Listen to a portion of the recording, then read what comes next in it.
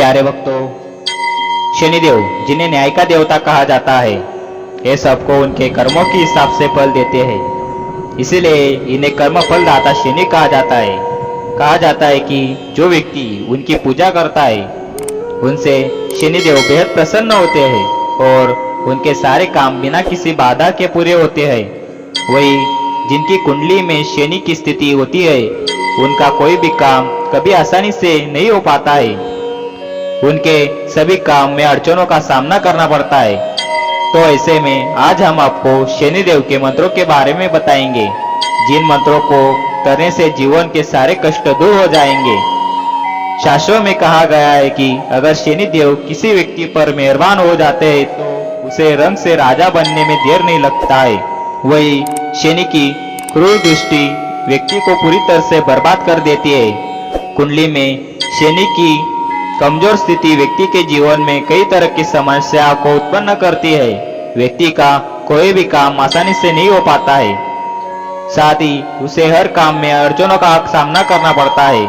ऐसे में आज हम आपको शनिदेव के मंत्रों के बारे में बताएंगे, जिन्हें जपने से व्यक्ति को जीवन के सभी कष्ट दूर हो जाएंगे।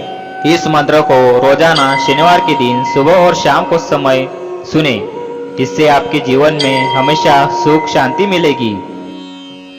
ओम नीलांजं समाभासं रविपुत्रं यमाग्रजं छायामार्तण्डशम्भुतं तं नमामि शनैश्चरम्।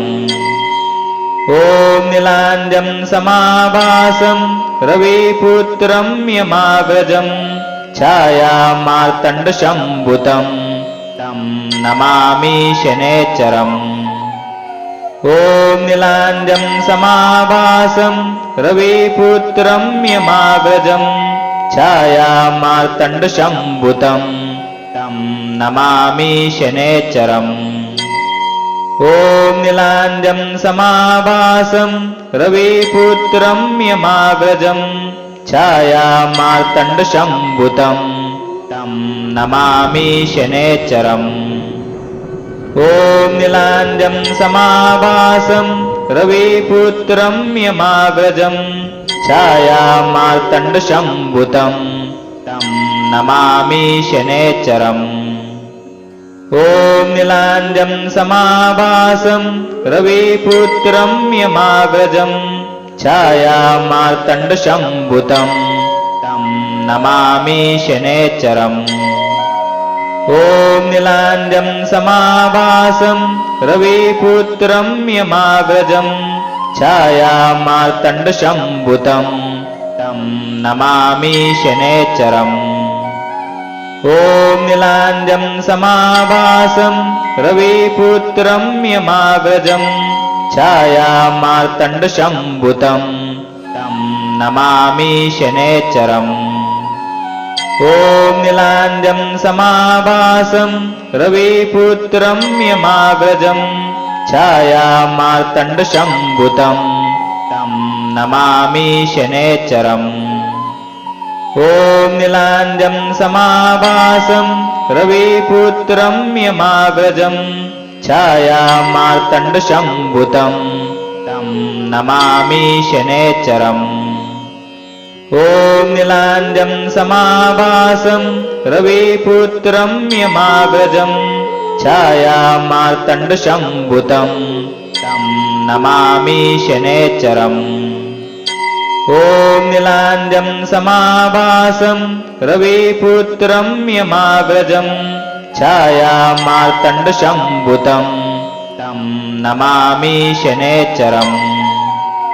ओम नीलांजं समाभासं रविपुत्रं यमाग्रजं छायामार्तण्डशम्भुतं तं नमामि शनैश्चरम्। ओम नीलांजं समाभासं रविपुत्रं यमाग्रजं छायामार्तण्डशम्भुतं तं नमामि शनैश्चरम्। ओम नीलांजं समाभासं रविपुत्रं यमाग्रजं छायामार्तण्डशम्भुतं तं नमामि शनैश्चरम्।